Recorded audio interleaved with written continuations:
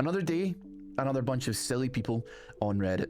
Hey, how's it going? My name is Ross and I read out Reddit stories on the internet for your viewing and listening pleasure for when you're cooking, cleaning, or maybe driving to work. Before we go diving straight into all the Reddit stories that we have in store for today, I want to say that if you have any opinions on today's video, or opinions on my opinions, please let me know. Make your voice heard, because I'm just one guy with one opinion. Help me grow as a person. As well as that, if you are brand new here, if this is your first, second, or third video, please consider subscribing to this channel. And if you don't have YouTube Premium, and if you're looking for a downloadable, offline, or audio-only experience, the Spotify playlist will be in the description, where every single video is uploaded at the same time as on YouTube, so you can download it while you're at home, and listen when you're out and about without having to use up your data. With that said, let's jump into the first Reddit story of the day. This first one is, 6 months later, divorcing my husband was a huge mistake. This one is long, but worth it for everyone to read.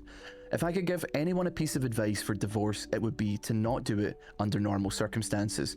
If your spouse is beating you or threatening you or your children, then of course, get out and fast. In my case, there was no abuse. We were together for 8 years that was mostly good, and we have 4 kids. Right around 5 years, I got a promotion at work and got it in my head that my ex-husband was dragging me down, or at least holding me back from more success and a better life. We never had a lot of money, but with my promotion, I was now making more than he was. I started working longer hours, and at the same time his hours were cut, so he was at home more. I really began to resent him because he was home and because he got to spend more time with our kids. Most nights when I got home, they were already getting ready for bed, if not already sleeping. After a few months of my new job, it was clear to me that things were not going well at home without me there. Some nights the dishes weren't done when I got home, or the kids hadn't eaten, or whatever else I could think of to be mad at him about. It didn't really matter. He kept saying that he would try harder, but it was hard being home all the time. That always made me really mad. For the next couple of years, things kept getting worse. My hours weren't any shorter and his were on and off full time. There was no convenient time for him to be working full time because of my hours. But we also needed the money. Whenever he would tell me that he could get extra hours, I would always complain, and the less hours he worked, the more I complained that he wasn't bringing in enough money. Whenever he brought up the contradiction, I would tell him that he needed to figure it out. I knew that it would bother him, so I started saying that a lot and for everything that I could. I really started to resent him, and I pulled away from him. I knew that it was hurting him, but I didn't care. If he didn't want to be hurt, then he would at least try to make me happy. I used that same thing to justify when I started to talk to another guy at work. I thought he was just a friend, but talking at work turned into texting at home, and then pictures, and then videos, and then trying to sneak some alone time with him. I knew that it was wrong, but it made me feel so alive, and my husband had not made me feel like that in years.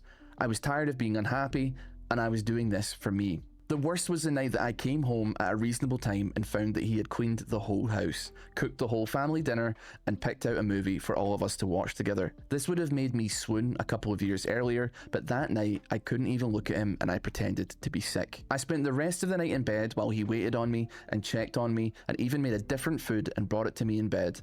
It made me feel horrible.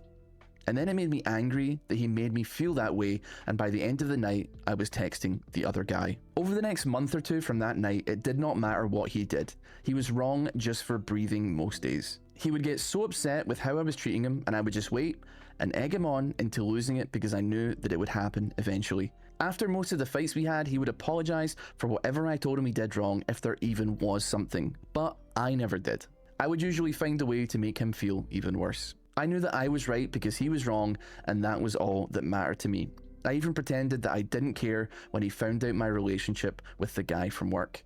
It really destroyed me inside to see him holding back tears, but I wasn't going to let him see that. He was at his weakest, and that was when I chose to tell him that I wanted a divorce. I could almost hear his heart shattering inside his chest. He talked and fought and said that we could work through it together. I really wasn't interested in fixing our marriage, but I mostly ended things with the other guy only because I knew I could get it back if I wanted it. I could see that he was trying, and occasionally I would let him know, but for the most part I kept being a huge B to him for any and all reasons that I could think of. I'm not sure how much more the man could have done to make me happy besides finding a job that paid enough for me to not have to work at all.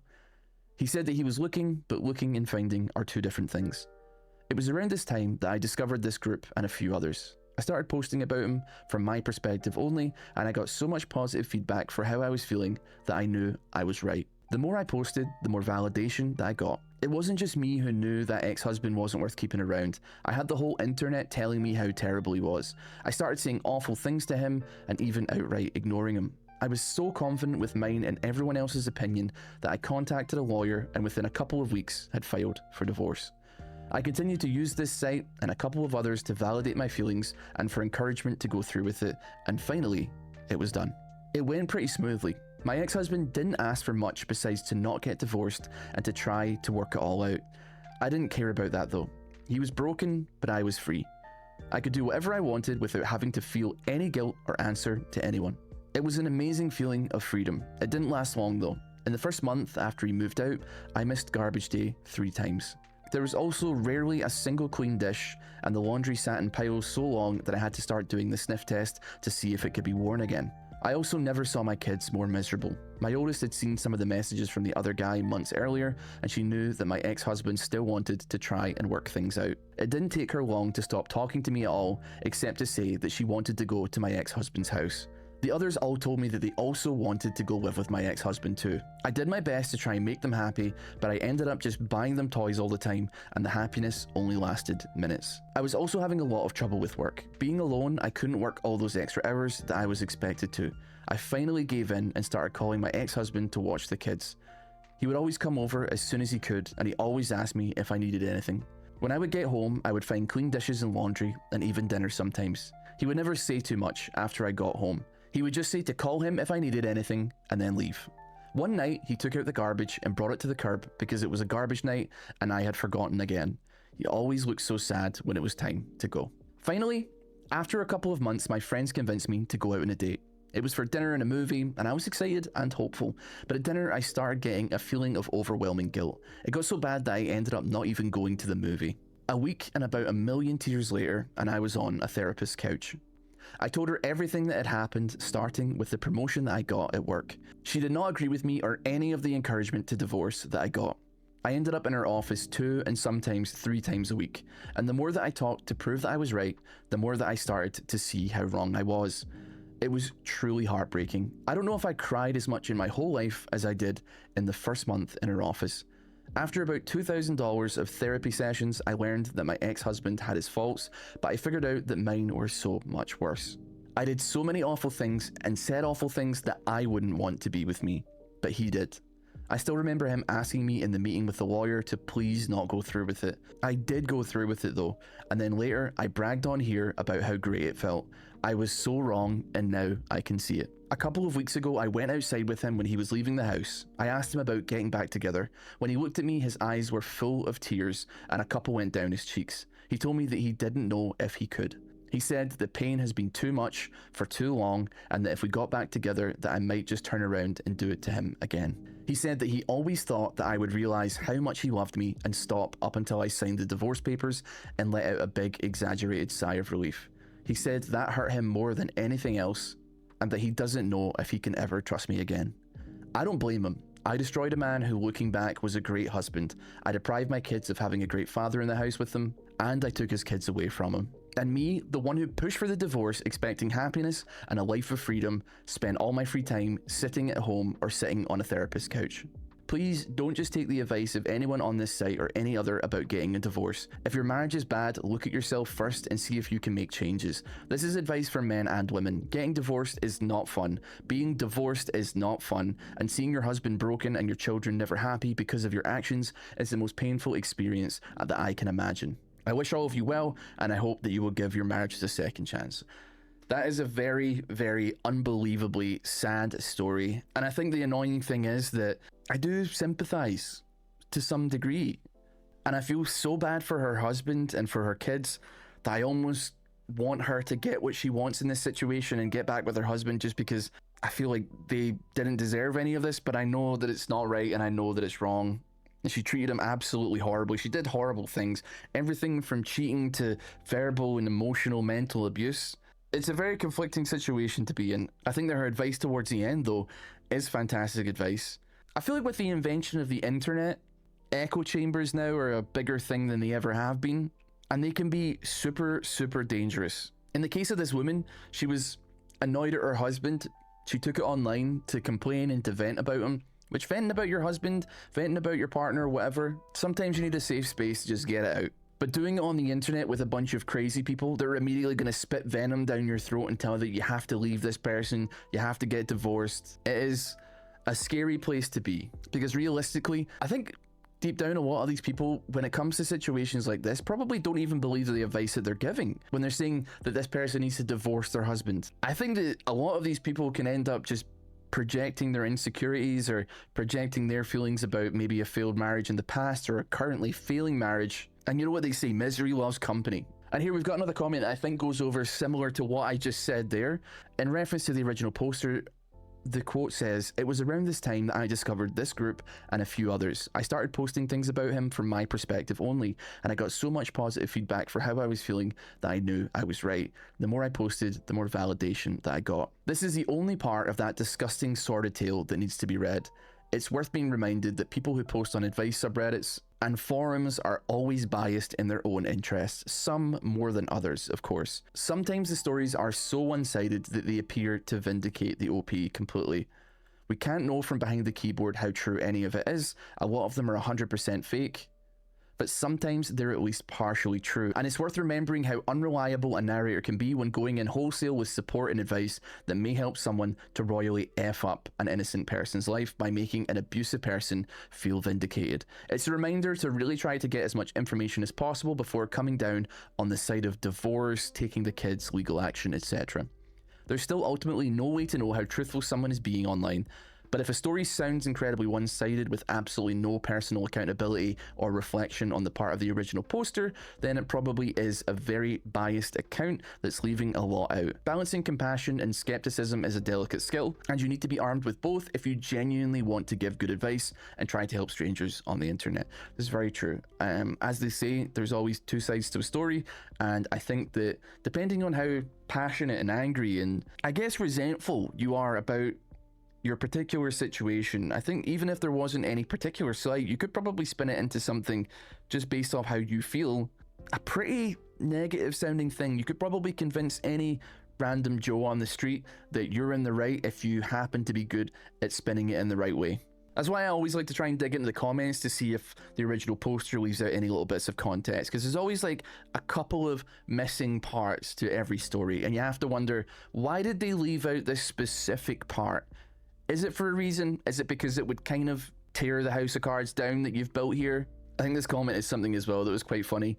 I mean, she divorced a man who appeared to love her very dearly, who tried very hard to make her happy in a variety of different ways.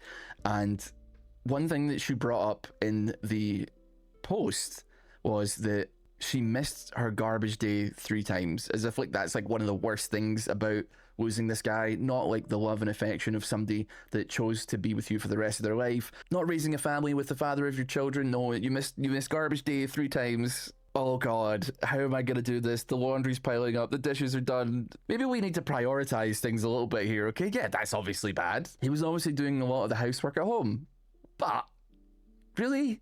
You haven't mentioned anything about his loving embrace. Now, obviously, there probably wasn't a lot of loving embrace. They did have their problems, I don't doubt it, but it did sound like he was really trying. And that's even from your kind of biased perspective, I suppose. But no, garbage day. I think this comment as well is a great one to highlight. It says that the worst part is she didn't actually learn anything. It's still me. At no point does she mention trying to make amends or support his need to heal. Instead, she just reopens wounds by asking him to get back together. It's such a shame for both kids and the ex-husband. They deserve better. I think that she is probably trying to get better, I would say. Because obviously she's gone to therapy, she spent a lot of money. She made sure to mention that she spent $2,000 on therapy. I think that she probably had a bigger conversation with her husband than just them standing outside and her saying, do you want to get back together? Do you think that she probably cut down that interaction considerably? I don't know if they had like a full-blown heart-to-heart, but I would say that like, I do think that she's probably done too much damage at this point. But yeah, this is a post about her, so she is going to talk about herself a lot. At the very least, she is going to get help, and she has realized the error of her ways. I think it's too little too late, but we don't know the context and we don't have all the information about that, what that conversation was about. There's every possibility that she, and I have my doubts that she would, But there is a possibility that she did talk about trying to support him more and be more supportive, as opposed to what she was doing before, which was just hammering that nail into the wood over and over again until it was just turned to dust. But to be honest with you, some of the comments are like making a good point. This could be written from a reverse perspective. This could be like the husband who's painting himself out as a flawless man. You never know what happens on the internet. You never know if somebody is being genuine. I like to try and take everything at like as face value as I can, but you don't know. You never know. I will say though, if this story is true, and to be honest with you, Lord help me, I pray that it isn't, I have to commend the guy for realizing that it is a bad idea to get back with her. I know that every fiber in his body is probably screaming at him to run back to her, grab her in his arms and never let go again, but she's caused him infinitely too much hurt, even despite the fact that he probably feels insanely guilty about saying no as well, because he realizes he is officially breaking up his family. He had a chance to reunite a broken home for his children and he declined. He sounds like a good guy. He sounds like a good dad. And God help me, that is a difficult decision to make when it's staring you in the face. It takes a severe degree of mental tenacity, of mental strength to fight off something like that, as opposed to taking the easy way, taking the way that your body is just telling you, screaming you to go, and ending up being back in a situation where people can fall back into bad habits. He can end up back in an abusive relationship, severely unhappy, being criticized absolutely every day for just doing his best. Wow though, that was a long one, and by Jove was it a doozy. Let me know what you think about this one in the comment section, because this is definitely a complicated one. However though, let's jump on to the next Reddit story of the day. This next one is, am I the a-hole for bringing up my daughter's selfishness from years ago whenever she disappoints me today? When my daughter was 11, she was in the volleyball team at her middle school. My wife and I went to her games, and at one of the games, maybe two, I don't remember, when her team came out to the gym floor, we clapped and cheered and called out her name, just like all the parents were doing. We also waved at her, but she proceeded to ignore us, and she did see us. She made eye contact, yet quickly looked away. Until then, she had never done anything like that before, and it really stung then and does now whenever I remember it. We called her out on it, said you're not going to ignore us while the family that loves you is out there to support you. She straightened up and started waving back at games. A few weeks later, her team drove in the school's bus to an away game, while I drove 1 hour alone to watch her play. Wife had work. No ignoring stuff this time, but after her team won and everyone's heading home, I asked her, hey, who do you want to drive home with? Right in front of her coach, she said, with the team. I could understand she wanted to be with her friends after the game, but again, it stung she chose to let her dad drive all the way back alone, knowing I had taken a long time to get there too. Even the coach asked her if she was sure, trying to play off this awkward, painful situation, and she obliviously said yes again. My daughter is 18 now, and she's a good kid, don't get me wrong, but she has moments where she gets in moods and says something smart, and I correct her. Sometimes I will bring up these two incidents whenever how she's acting in the present reminds me of the selfishness that she displayed when she was 11. One day, when I did so, she sighed and asked, why do you always bring up the past? What does that have to do with now? I said, it has to do with everything, because the details are different, but your behavior is the same. You've made progress, but not enough to change from that girl who acted like you did all those years ago. My daughter says that it's unfair to judge her from that time when she was young and apologized already, but I'm trying to have her grasp a different point, but maybe I'm wrong. Dear Lord, she was 11 years old, man, okay? She was a preteen. Parents embarrass their children, okay? That is just the way it goes. She didn't make eye contact. You said, hey, make eye contact. Like, give us a wave. She did. Okay, that don't satisfy you. You drove an hour to go see her. She wanted to celebrate with her friends that she just won a big game with. She wanted to go back with her friends. She wanted to celebrate with them. How are you making your daughter's volleyball career all about you? Dear Lord, I just read this comment and it is absolutely crazy. Someone who has, I guess, a similar experience to the girl who's in this post. She says, my mom will bring up how I pushed her away with my feet right after I was born all the time. She'll say things like, you have no idea what it feels like when your first baby doesn't even want to be held by you. Like I was a literal baby and she won't shut up about it. Parents can be crazy. They absolutely can be crazy. This comment reads, when I was 11, I remember being embarrassed about my parents for no reason. This is a pretty common phase. My parents understood this and never held a grudge about it. You have to have thick skin as a parent, in my opinion. Yep, That's how it is. I was definitely embarrassed about my parents at some point in my life, and they never held it against me because I was just like a little angsty preteen teenager that grew out of it, and I think it's nothing to take personally. Kids can be mean. You're gonna have thick skin as a parent, that's for sure. That is true. I'm just reading another comment here as well, and I think that it does like illuminate something of a point. This person doesn't actually know what any of the mistakes were, because the father said, I bring up my daughter's mistakes from years ago whenever she's acting up now, and I think I might be acting unfair when I do so. What mistakes did she make? This person says they're a little bit lost at sea trying to figure that out. She ignored her parents by making eye contact. I mean, sure, she could have waved, but it's not like she heard her name and gave them no mind. Waving is nice and all, but where's her mistake? And then she elected to go home with the team after the game, after her dad asked her what her preference would be. I mean, keeping him company on the journey home would have been nice, but also so would have riding back with the team been, which she chose. That's not a mistake. You cannot ask somebody what their preference is or ask them a question like that doesn't really seem to be a booby trap, and then when they choose what you consider to be the wrong answer, consider it a mistake, especially not with a kid.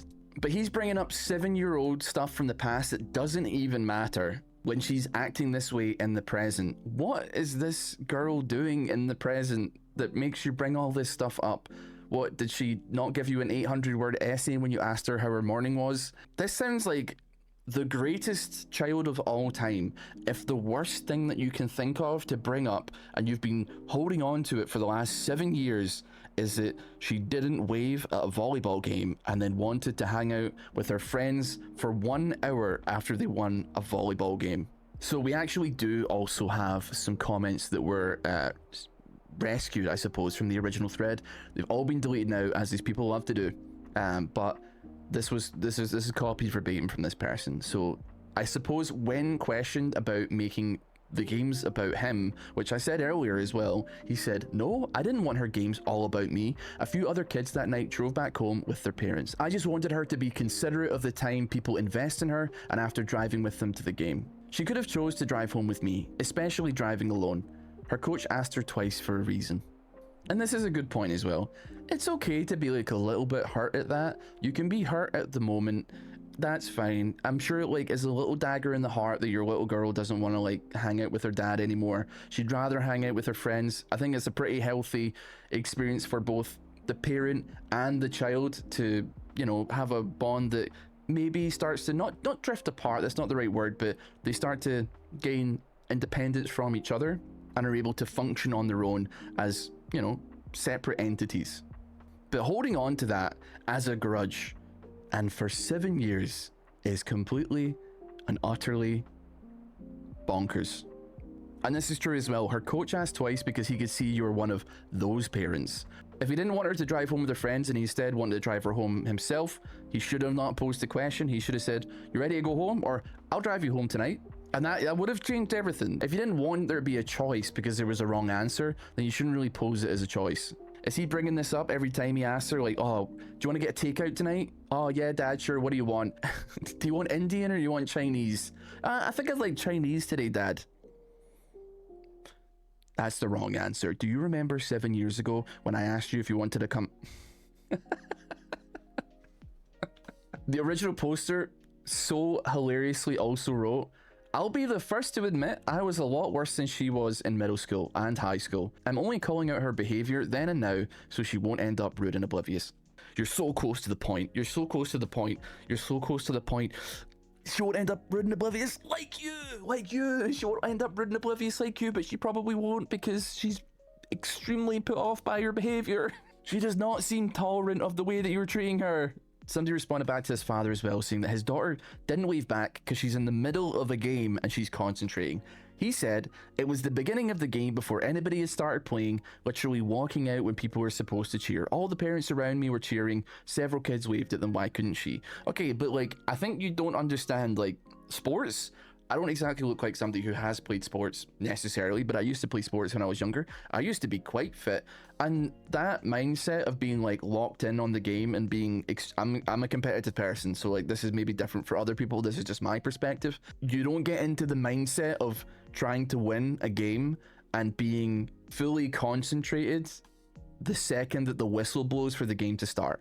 Like, you could be getting yourself into that mindset of focusing on nothing other than the thing that you're about to do and the game that you're about to play in the locker room 30 minutes before you even hit the field. This is just personal experience, but I guess I could be quite an obsessive person. I hyper focus in on stuff like quite a lot. And so for me, I used to play like a couple of sports like football and basketball. If we ever played a game or anything like that, I was laser beam locked in. I don't even think that I would have seen my parents if they ever came to the game. The entire world just like collapses in on itself, and it's just a big black hole around the field. And if I had missed a wave or something like that, it certainly is not a slight on my parents. Do you know what I mean? However, there's one final comment from the OP that we'll look at, and he mentions that his father was a deadbeat alcoholic and a mother who beat us when we called out her on multiple horrendous parenting decisions. Tragic enough for you?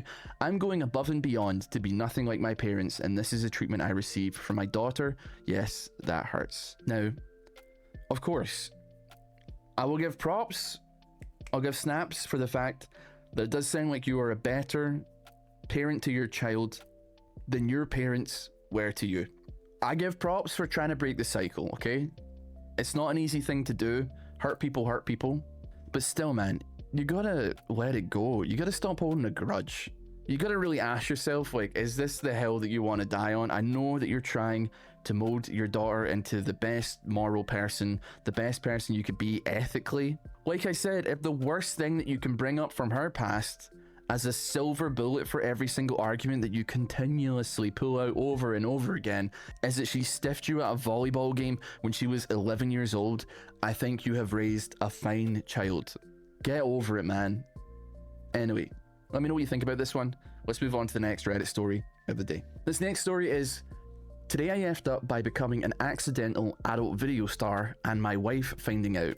I'm an American guy who lives in Tokyo doing hotel development. My wife is Japanese American and runs a translation business. My job requires me to travel a lot, including to Bangkok every couple of months. As many of you know, Thailand is well known for prostitution. While my wife and I have a great relationship, I can't go more than a couple of weeks without sex, so I do engage in it in Thailand. There's this one beer bar that I like with a great atmosphere. Tons of attractive bar girls and affordable prices. I've been there maybe 20 or 25 times, having sex there each time. It's 1,000 baht for a short time with the girls, plus a 500 baht bar fine and a 500 baht room. So 2,000 baht, about 60 US dollars all in. Well, a couple of weeks ago, I learned that they have cameras in the room, and a lot of ladies record their encounters and sell them online or stream on OF. I learned I'm in a few of these videos. Here's where the today I effed up comes in. This is where it comes in. I contacted the lady asking her to take it down, and then she proceeded to dox me and blackmail me. I should have just let it be and hoped that no one ever found it. I refused to pay her blackmail and just blocked her. Well, yesterday, she contacted my wife on Facebook and told her, my wife is currently not talking to me. You're so unbelievably lucky that all that your wife has done is not speak to you. How utterly ridiculous. I think it is so stupid when guys are like, I simply cannot go X amount of weeks without sex. I cannot go X amount of time without sex. It is the most flimsy, horrendous excuse for cheating that you could ever possibly hope to surmise, because it's just so like, oh, but my needs. Just masturbate if you must. Just masturbate. If you're horny, just masturbate. This situation is so cursed from every single angle, from the horrendousness of another Western guy going to participate in like sex tourism in Thailand. Just in general, it's disgusting. But the fact that he has like a wife at home as well, that he's been to this one place like 20 or 25 times, and that's just the one bar. That's his like favorite one. He's probably been to so many others. But God help him, man. He deserves to have his life completely ruined, frankly. I want to dive into the comments section here, and some of the comments are funny, admittedly, okay? But obviously it's a serious subject, but comments like, rates that cheap, it would never cross my mind to assume that you're not being recorded. That's incredibly true. I want to know what happens if he goes more than 2 weeks without sex. Does he explode? Does he die? Does he turn into a giant lizard and go rampaging through Tokyo? Is this the true story of how Godzilla came to be? Somebody asking about what his, I guess, plans of recourse happened to be. And he says that he thought about taking them to court, but it won't do any good, especially across borders. The commenter said, kind of your own fault, isn't it? I'm the victim. It's the fault of the one doing something illegal. Somebody as well making a really good point, saying he must have threatened her with some real heinous stuff for her to even bother retaliating. For the effort of doxing him and tracking down his wife and blackmailing him, if he just said a message that was like, can you take this down? No, I don't think that that entire thing would have happened. So there's a good chance that this story is actually even worse than we think it is. Somebody as well absolutely preaching, you do not actually have a great relationship with your wife when you're habitually cheating on her with prostitutes, because you're cheating on her. That is true. Your wife thinks that you have a great relationship. You shouldn't think that you have a great relationship with your wife because you've betrayed her multiple dozen times, and you also betray her every single day that you stay with her without telling her what happened and letting this poor woman be free from you. She's not talking to you. We'll see how long that lasts. There is another point as well that does play devil's advocate, and I do agree with it a little bit. It says he was 100% wrong for cheating on his wife with sex workers because he can't stand the thought of masturbating for a bit while being away from home, but being recorded without your consent is also sexual exploitation and very, very bad. It's possible for him to be a major a-hole who deserves to be kicked to the curb while also being a victim. He's gross. The sex workers are gross. There's a lot of horrendous ethical stuff about this entire story and the background of it that I fear I cannot get into, lest YouTube smite me to the earth. But I'd love to hear your opinion on this one, because it is absolutely horrible. Regardless, those are some absolutely brutal stories that I hope you enjoyed listening to today with me. Thank you so much for spending some time with me, keeping me company, and I hope that I got to keep you company as well, whether you were cooking, cleaning, doing some work, maybe going on a drive. As always, if you have made it to this part of the video and you aren't yet subscribed, I would greatly appreciate it if you would click the subscribe button. One click and it's free. It helps out a massive amount. Thank you so much for all the love. If you don't have YouTube Premium and you want that offline downloadable experience or audio only, Spotify link is in the description as well, as always. But most importantly, have a wonderful day. Thank you all so much. I'll see you all next time. Bye.